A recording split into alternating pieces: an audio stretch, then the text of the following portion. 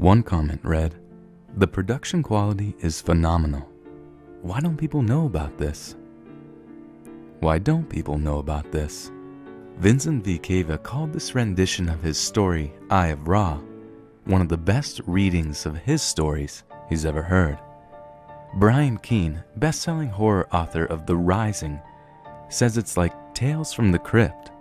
It's really fucking cool. Producers of the Black Tapes podcast calls it top-notch. So again, why don't more people know about this? Because you should. I'm talking about Manor House, the dark audio series on YouTube and iTunes. Manor House features original dark stories from writers around the world and presented by a host, the Phantom Collector. Every story has sound effects, music, and performances from people such as myself, Let's Read, and narrators like Darren Marlar and Morgan M. Other performers have included Abysmii, Sir Ayme, Captain Fright Night, Nicole Doolin, and Brandon Boone from the No Sleep podcast, a podcast often compared with Manor House's production quality. Manor House is also a paying market for new writing submissions. The next one opens this spring, 2016. They also feature exclusive interviews with their authors. The Manor House website even has a free membership where you receive stories not featured on the show. Members also receive free access to their upcoming illustrated anthology, Gathering Dark. Check out manorhouseshow.com. You can also follow them on Twitter @ManorHouseShow, like their Facebook page, follow on Instagram and Tumblr. The list goes on. This is why I'm pleased to present one of Manor House's original stories here on Let's Read. Do yourself a favor if you haven't already. Subscribe to Manor House's YouTube channel right now or right after you listen to this story. Now, here is Manor House's presentation of the story, Snowbound, by author Joseph Rubas. Enjoy.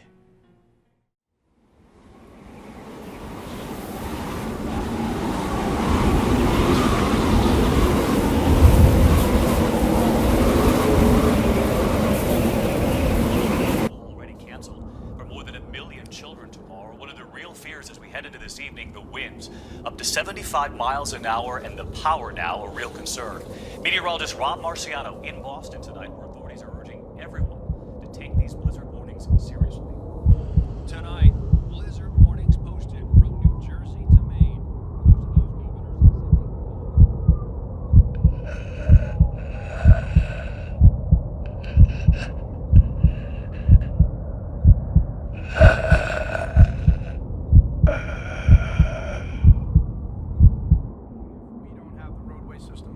Then fire trucks, police trucks, ambulances cannot get through.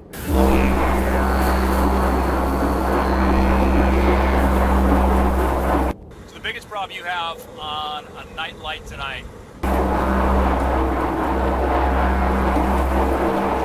is what? Traffic.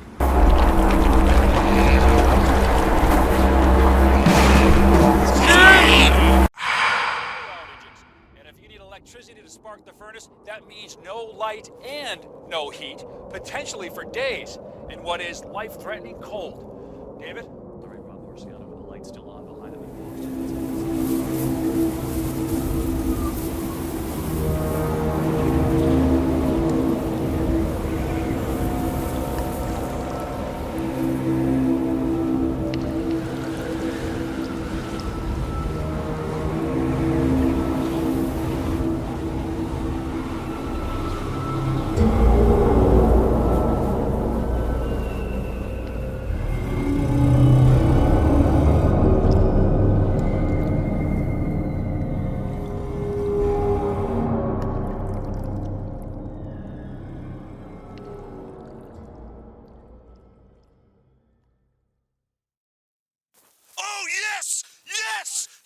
We got it, baby! We got it! We got it! Woo! Woo! We got it! Phil Gardner waited 3 minutes before turning the TV off. He would have done it sooner, but one of the Weather Channel's field correspondents was dancing and hooting on a Boston street corner because it was thundering as it snowed, and Phil couldn't bring himself to look away. Oh, again! Again! That's a twofer! That's a twofer, baby! Yes! When it switched back to the studio, however, he quickly lost interest. He knew what they were going to say. 6 to 18 inches over the next 2 days, then another possible 4 to 6 on Friday. You can have your $500 million jackpot in Powerball or whatever the heck it was, but I'll take this, baby! Phil didn't know about that, but he did know that the snow was already nearly halfway to the first-story windows. If it kept on, they'd be buried. Literally, buried. Phil wasn't claustrophobic, but the walls were beginning to close on him, nevertheless. Of course, that could have been simple cabin fever. It had been nearly a week since he arrived at the bed and breakfast on Pine Ridge Road. Nearly a week since the first storm rolled over central New Hampshire. The pantry was getting bare, and the other guests were beginning to bicker. Mr. Johnson got more potatoes than I did. Mrs. Baker complains too much. On and on and on. Fred Mansfield, the owner of the place, tried to walk into town the day before yesterday, but got as far as the main highway, an impressive 2 miles downhill, before the wind became too much. You couldn't even see the asphalt. It looked just like the field out back. That was troubling. If the highway department wasn't maintaining the roads. The TV was saying more than 1 million people across New England were in the dark, with another 1 million or so expected to join in the coming days. They had power now, but Phil was almost certain it wouldn't last, not with the snow and wind. Presently, Phil laid back on the bed and stared up at the ceiling. Shadows pooled in the corners, along with the dust and cobwebs Mrs. Mansfield claimed weren't there. How long until the roof collapsed? The thought was sudden, almost as if transmitted from an external source. How long until the beams gave way and all that snow came crashing down? Phil sighed. This was the worst hunt he'd ever been on. Philip Gardner was a businessman, and his business, nay, his passion, was the paranormal. In the 20 years since he started his own investigations into the unexplained, he had been on nearly 200 expeditions all over the world, from Italy to Mexico City to Beijing. He'd also authored 3 books on the subject, 2 of which made the New York Times bestseller list. If things panned out here, he planned to write another. This one dedicated entirely to the Wiltshire Bed and Breakfast, most haunted inn in New England. The thing was, he hadn't found anything. Nothing on the cameras, nothing on the EVP machine, not even one lousy cold spot. The stories, though, they were the stuff of legends. Voices, footsteps, disembodied heads floating over you in the middle of the night, their eyes glazed and their lips dripping blood. It took him nearly 3 years to convince the owners, Fred and Martha Mansfield, to let him study the place. 3 years of phone calls and emails. 3 years of asking politely and outright begging. We'd look like kooks, Fred said, as if they didn't already. The sign out front pretty much marked them. You don't have to talk to me. I'll just do my investigating and that's it. No interviews, no quotes, nothing. Everything they told him was off the record, though he supposed he could slip it in, as having been reported by someone else. And he figured he might. Fred and Martha had some juicy stuff. Hands grabbing their ankles as they got out of bed at night and such. The readers loved that kind of junk, even if it wasn't true. Phil, Well, Phil didn't mind exaggerating occasionally, if it helped sales. But as Fred and Martha got further into their story, Phil realized he wouldn't have to embellish. It was wild enough as it stood. I think it's a demon. The way stuff just flies around. And the cat. Phil choked at the word demon. He wasn't a religious man by any means, but he did believe that there were evil spirits existing outside the realm of the living. Powerful evil spirits. If a demon had found its way into the Wiltshire, oh boy. What about the cat? Back in the 80s, Martha claimed, they had a cat named Smuckers. With a name like Smuckers, it has to be good. One day, poor Smuckers went missing. Martha looked everywhere. 2 days later, he came crawling out of the woods, his body smashed and his brain seeping out of his ears. She figured he got hit by a car and dragged himself home. He was probably at it the whole 2 days. Shortly after he came home, Smuckers died, and Fred buried him in the yard. Later that night, Martha heard something. It was eerie, echoing through the house. It sounded like scratching. Scratching. On the back door. When she opened it, Smuckers was there, one of his eyes hanging on a stalk of nerves. He meowed. And it was the strangest thing, his voice was really deep. The first thing the cat did was try to attack her foot. Fred jumped in, squishing his head, but he still kept coming. Finally, I grabbed him by the scruff of his neck and took him outside and burned him in the fire pit. Oh, I think a demon got into him. Phil doubted the story, though his doubts had their own doubts. Demonic possession happens, yes, but it's rare. Demonic possession of a dead thing, well, that was rarer still. Some in the field believed that a corpse was simply an empty vessel that a demon, if powerful enough, could inhabit. Phil knew people he trusted, who had all sorts of wild stories about demonic possession. He believed them. He had just never seen it himself. If there were a demon, however, Phil would have known by now. As far as he was concerned, there was nothing to work with here. He would have packed up and gone home 4 days ago, but that's when the first storm blew through, cutting the Wiltshire off from the outside world. Sighing, Phil sat back up and rolled his neck. It was 3 p.m, and the wind was beginning to pick back up, howling in the eaves like the voice of the damned. Dinner would be soon. He should probably... Yeah? It's me, Fred. We have a problem. Hey, New York, a wonderful town. I wish you were here in beautiful Florida.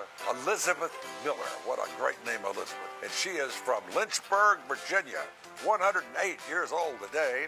And she says staying active, that's the secret. You live to be 100. Edith Baker, 91, lay in her bed, her mouth slack and her eyes open, staring sightlessly into the gloom. Phil grabbed her wrist to check for a pulse, and her skin was ice cold. She's dead. Fred Mansfield's face went white. Jesus! She was clad in a thin silk nightgown, indicating to Phil that she never got up that morning. It wasn't uncommon for the old gal to sleep in, so no one worried when she didn't show promptly at dawn. What do you think did it? I don't know. Could have been a heart attack, stroke, brain aneurysm. Mrs. Baker was Martha Mansfield's first-grade teacher. They remained close throughout the years, and when Mr. Baker died in 1998, Martha insisted Mrs. Baker come and live with them. It was either that or a nursing home. For being 91, Mrs. Baker was in pretty good health. She was the one who kept the garden nice and pretty. She was the one who did the wash and cleaned the bathrooms every week. Fred and Martha begged her to stop, but the old woman would only say, "Buzz off, I'm earning my keep." Now she was dead. What are we going to do? I don't know, we can't call anyone. The phone lines were down, and cell service was non-existent on a good day, much less during a snowpocalypse. We could put her in the cellar. That would work. When the storm let up, one of them could walk into town and get help. Alright, you should probably tell your wife first. Yeah. While Fred went off to break the news to Martha, Phil covered Mrs. Baker with a sheet and drew a chair to her bedside. The door was open. Fred really should have closed it. And when Mr. Johnson walked by, he turned and gawked. "Oh my God, what happened?" A tall, chubby man of 50-some, with short iron gray hair and glasses. Ben Johnson was an accountant from Boston. Every so often, he came out to the B&B for a few days to unwind. Had been since 1990, Fred told him. To say he was close to the Mansfields and Mrs. Baker would be a stretch, but he certainly knew them. I don't know. Fred found a heart attack, probably. Ben shook his head. Jesus, what are we going to do with her? Cellar. Fred returned. Behind him, Marcus Warner strained for a look. "Oh, shit." Tall and lean, Marcus used to be a football player, from what Phil heard. The New England Patriots drafted him back in 2005, but he didn't make the final cut. These days, Phil wasn't sure what he did, but he had to do something, right? Oh, man. You're putting her in the cellar? Have to. What else we gonna do? Marcus, you help me with her. Marcus nodded. Fred grabbed her arms, and Marcus caught her feet. The others stood aside as they carried her out of the room and down the stairs. In the living room, Martha Mansfield sat stiffly on the sofa. Next to her, Wanda Sines did her level best to provide comfort. When Phil walked in, Martha looked up, unshed tears standing in her eyes. What do you think it was? I don't know. Heart attack, probably. It looked like she went peacefully. Martha drew a big, watery breath and said, Thank God for small favors. Wanda rubbed Martha's shoulder. She's in a better place now. At 16, Wanda Sines was the sort of girl men went to jail for. Tall, olive skin, almond eyes, long black hair. She was Martha's niece, or third cousin, or something like that. Phil wasn't clear. She's in a better place. Yeah, the root cellar. Phil almost smiled. Instead, he went into the kitchen. The door to the cellar stood open, and Fred's voice rang distantly out. Set her down, nice and easy. Phil went down the stairs, avoiding the fifth one. It's weak, so be careful if you ever have to go down there.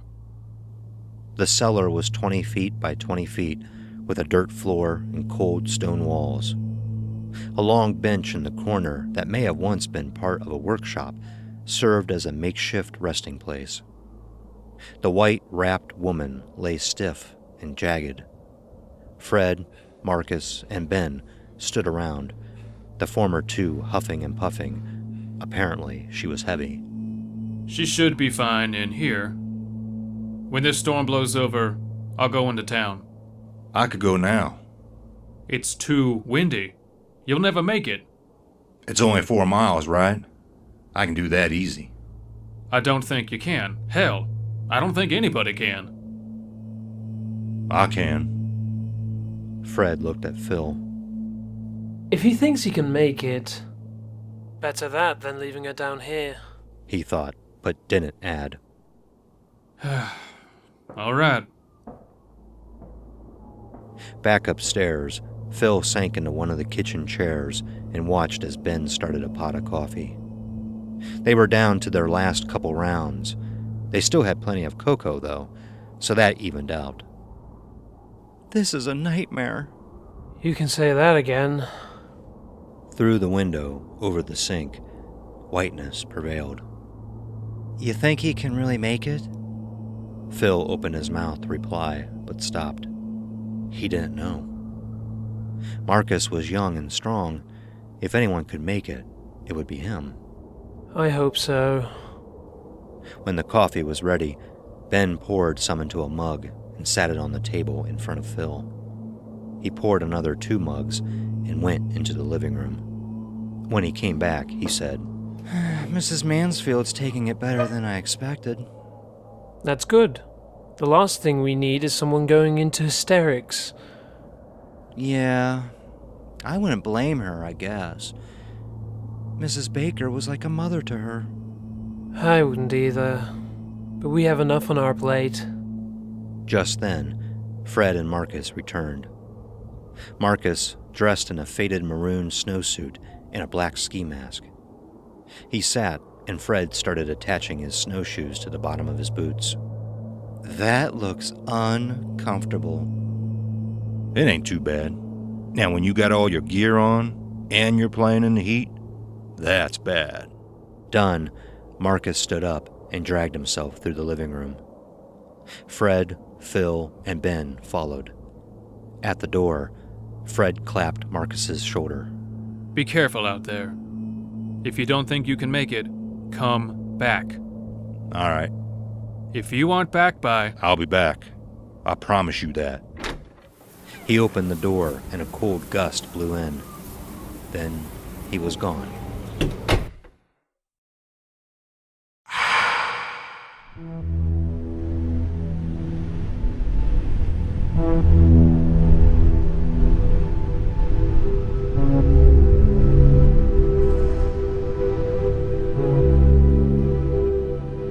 What time is it?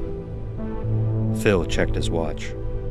5. Fred was standing at the sink, a second cup of coffee in his hand. Phil and Ben were at the table, working on their second as well. It's getting dark. I hope he gets back soon. He'll be fine. Blacks were bred for hard work. Fred and Phil both looked up at him. It's true. They lapsed into silence. Fred watched out the window, his face hard and set. Phil finished off his coffee and leaned back in his chair. Ben, chastised, stared down into his cup like a gypsy divining tea leaves. Well, I suppose I better start dinner. A muffled crash cut him off. Phil jumped and Ben looked up. What was that? I don't know. It sounded like it came from... Shit! What? Fred shook his head. I think the bench collapsed. The one Mrs. Baker's on. It dawned on Phil. It had looked a little aged. It wouldn't take much for it to go, especially factoring in the nay supernatural heaviness of dead weight. An image of the old woman, wrapped in white, lying amidst splinters and broken boards, flashed across Phil's mind. Fred, what was that? Fred licked his lips. Nothing. Martha didn't press the matter. We better go see the damage. Phil got up. Ben started to say something, but closed his mouth and went back to looking into his coffee. Phil went over to the cellar door and opened it. A cold blast washing over him. The light was on. He remembered turning it off. What's wrong? I could have sworn... A shadow flickered across the wall, followed by a shuffling footfall. Phil froze. What?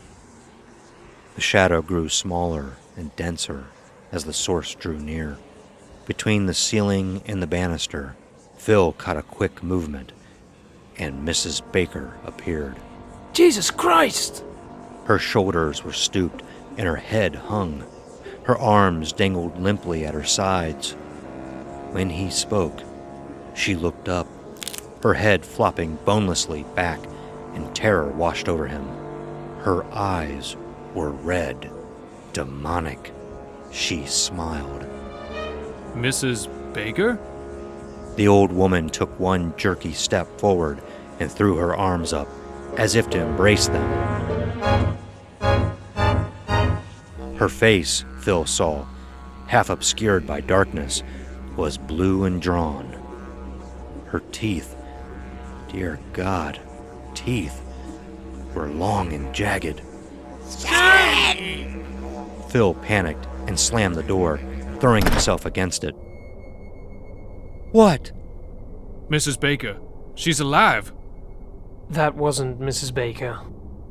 What do you mean it wasn't Mrs. Baker? Martha and Wanda had appeared in the doorway. What's wrong? Mrs. Baker's alive. That wasn't Mrs. Baker. Mrs. Baker is dead. I checked her pulse. Her skin was cold. There's no way she's alive. She's possessed, just like Smuckers. Smuckers? But that was just a scary story. What? We made it up. You lied? Embellished. We had to say something. Phil sagged against the door, dark realizations breaking over him. You invited it in. What? Demonic spirits existed outside of humanity, in the ether, in the darkness. However, there were ways to bring them into the world. Ouija boards, seances, claiming a demon you didn't have, creating a role, an empty role, a role something could fill. You opened a door. You invited it in. Fred's face darkened. I've had enough of your new age psychobabble. Get the hell out of my way. Fred, listen to me. Fred pushed Phil aside. Fred! Fred opened the door. And Mrs. Baker was on him, her long, bony fingers digging into the sides of his face as she bit his neck. Martha screamed. Ben jumped up from his chair. Fred wailed as Mrs. Baker tore out his throat. He thrashed and pounded his fist against her head and back, but she continued unfazed. Phil was frozen. He couldn't move. Oh my God! Yum yum, Freddy! She let go of Fred, and he toppled back. His face was almost completely white. For a moment, the ghoul stood where it was, licking the blood from its blue lips. Realizing there were others, she moved towards Martha, but Phil came to life. He grabbed her by the collar of her gown and yanked her back, almost unbalancing her. She was strong. She ripped free of his grasp and turned on him. More meat! She fell on him, but he was quicker. He spun with her and shoved, sending her flying down the cellar stairs with a sickening crack. She was up in an instant, her neck twisted and broken. Phil slammed the door shut and threw himself against it. Martha and Ben were kneeling over Fred, Martha sobbing. Fred's eyes were open, but he struggled to breathe. His neck was ruined. Blood was everywhere. Jesus Christ, it looked like Busch Gardens in hell. Give me a chair. Ben pushed a chair over, and Phil caught it. Just as he shoved the back under the doorknob, it turned. Phil backed away. The knob rattled and shook. Shuddering, Phil wiped his hands on his pants. He touched it. Jesus Christ, he touched it. Fred! Phil looked back at Fred. He wasn't going to make it, even if they could just call 911. And then, at the door, the knob was rattling. The Edith Baker thing was trying to get out. I can smell your penis! I want it! Phil swooned. This couldn't be happening. It couldn't.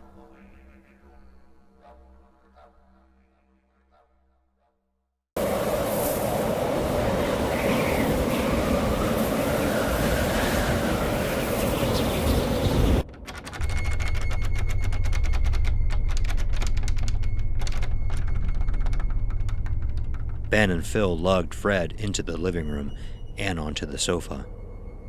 His eyes were starting to glaze. He was dead, or close. Martha was sobbing. Wanda was crying. Ben was white. When Phil dragged him back into the kitchen, he looked around like he'd never seen the place before. He was in shock.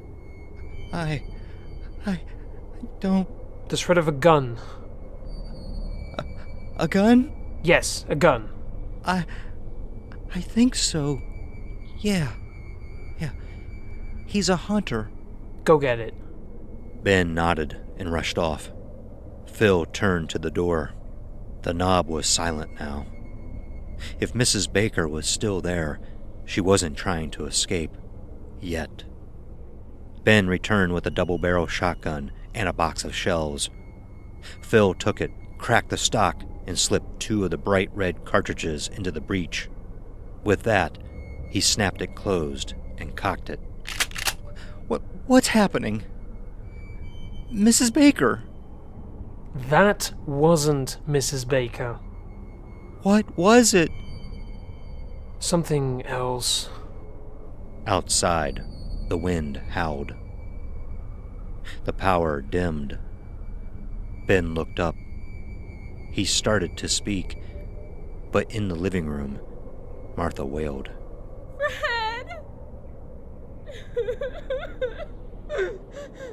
Fred was most likely gone. Listen to me. I want you to take Martha and Wanda upstairs. Your room, my room, whatever, just lock the door. Put a dresser in front of it. Make sure nothing can get through, okay? Okay. Good. The power went out at 7:21 p.m. Eastern Standard Time on February 17th, 2015. Phil was sitting in a kitchen chair facing the cellar door when it cut out, plunging the house into darkness. Outside, the wind moaned. Phil's grip tightened on the gun. Fred Mansfield lay still in the living room. Phil didn't like having his back to the man, but he doubted he'd rise. For the most part, the house was quiet. Ben and the women were upstairs still, and the doorknob hadn't moved in nearly a half hour. Let me out! Let me out! I want to eat your skin! It wasn't coming from behind the cellar door. It was coming from the middle of his own head. Let me out, Phil! Let me out! No! The demon banged on the door, shaking it in its frame. Let me out! Let me out! Let me out! He hoped Marcus got back soon. Marcus is dead!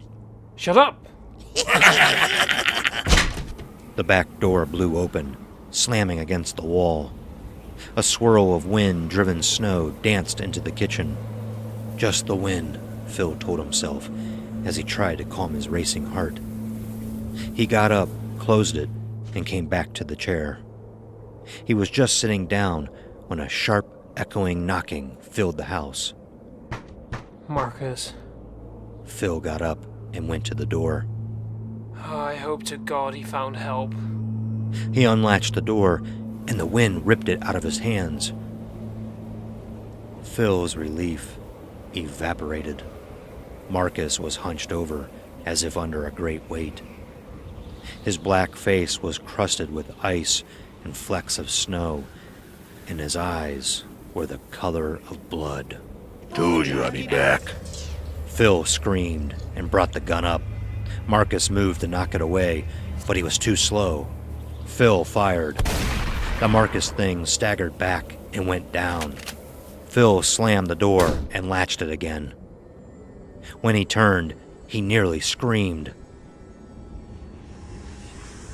Fred, his shirt and gaping neck, caked with blood, was standing behind him. His face slack and his eyes red. The cellar door slammed open, and Mrs. Baker appeared behind him. So hungry. So cold. Phil raised the gun and fired. The shot took Fred in the face, knocking him aside. Mrs. Baker came flying forward. Thinking fast, Phil swung the gun like a club, the stock connected with her head. Phil backed to the bottom of the stairs to the second floor. Mrs. Baker was getting to her feet, her head split and her brains falling out.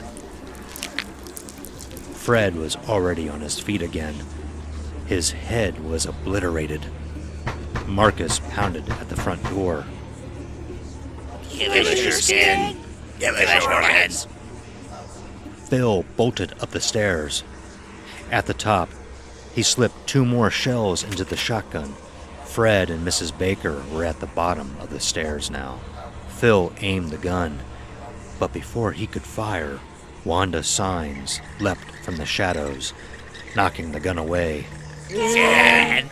Phil elbowed her in the face, knocking her against a wall. Frantic now, he grabbed the shotgun and brought it around. The first shot took her in the stomach, leaving a giant red crater. The second decapitated her and flung her down the stairs. He tried to load the gun again, but the shell dropped from his trembling hands and rolled away. Martha Mansfield and Ben Johnson appeared from the darkness. Shit! Ben came toward him, his arms outstretched, and Phil swung the gun, striking him in the temple and knocking him back. Martha hissed and threw herself forward. Phil ducked around her and swung the gun, hitting her in the back and driving her to her knees. There was nowhere to go. He was trapped. They were all in the hallway now. Marcus, Fred, Mrs. Baker, Wanda, Ben, Martha. Their eyes glowed crimson, and their fingers clutched. Marcus chuckled, and Martha growled. God help me. He tried to load the gun again, but they were on top of him. He threw it into the crowd and ducked into Mrs. Baker's room. Inside, he slammed the door, locked it, and leaned his weight against it. He was breathing so hard, he was lightheaded. He looked hysterically around for a weapon. Something. Anything. The window. They were at the door now, pounding, and he fought to keep his balance. It wouldn't hold for long. God help me. Moving quick, weasel-like, Phil went for the window. The door crashed open behind him.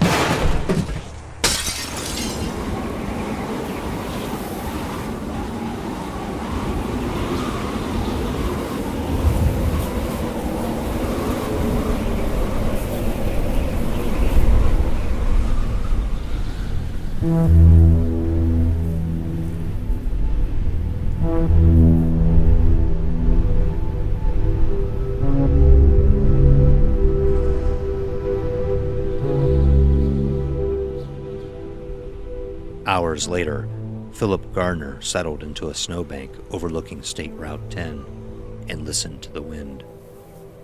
He wasn't cold anymore. In fact, he was warm. The terror, too, had gone, and right before he closed his eyes and went to sleep, he couldn't remember why he was so afraid in the first place. After all, it was only snow.